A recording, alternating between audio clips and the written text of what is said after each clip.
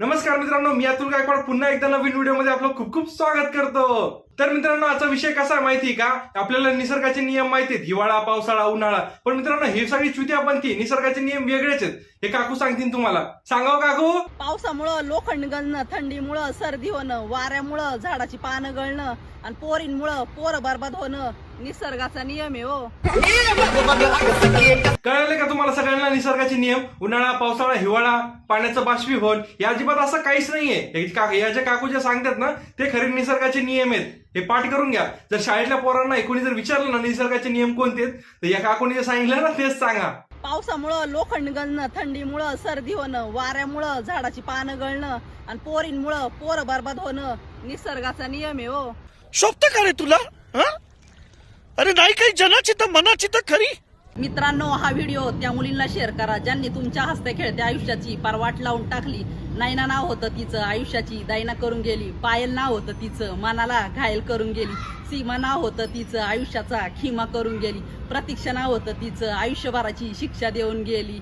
ऐश्वर्या नाव होतं तिचं, सलमान खान सोबत पळून गेली। कब हो गया ये?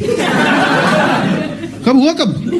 खुशी नाव होतं तिचं, माझी भिशी घेऊन पळून गेली। रेश्मा नाव होतं तिचं, बापाचा चष्मा घेऊन पळून गेली। शगुन नाव होतं तिचं, घरात हागूनच गेली।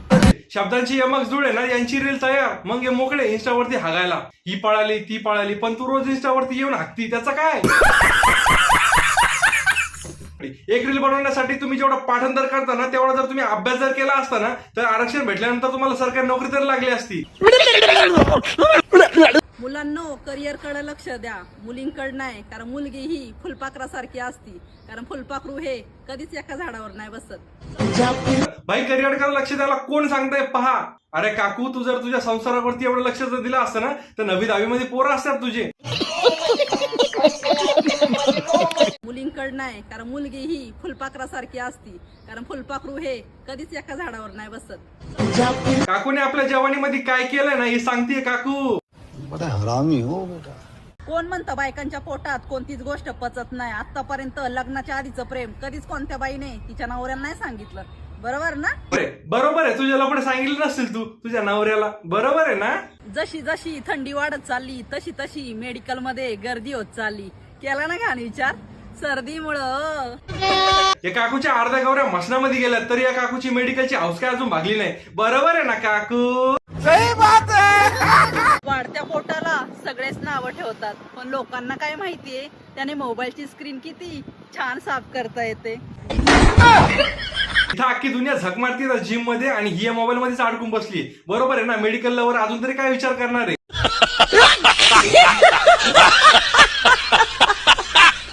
गुजरात मधल्या पोरी ढोकळा बनवत्यात, पंजाब मधल्या पोरी लस्सी बनवत्यात, केरळ मधल्या पोरी इडली बनवत्यात, आणि आपल्या महाराष्ट्रातल्या पोरी पोरांना चुत्या बनवतात, चुत्या लय बेकार। महाराष्ट्रीयन पोरीची बेइज्जती म्हणजे अख्ख्या महाराष्ट्राची बेइज्जती। राज ठाकरेला सांगावं लागतंय वाटतं। रुको जरा, सबर करो। अरे, महाराष्ट्राच्या पोरी ना पुरणपोळी अगदी जबरदस्त बनवतात आणि ती खावशी वाटती।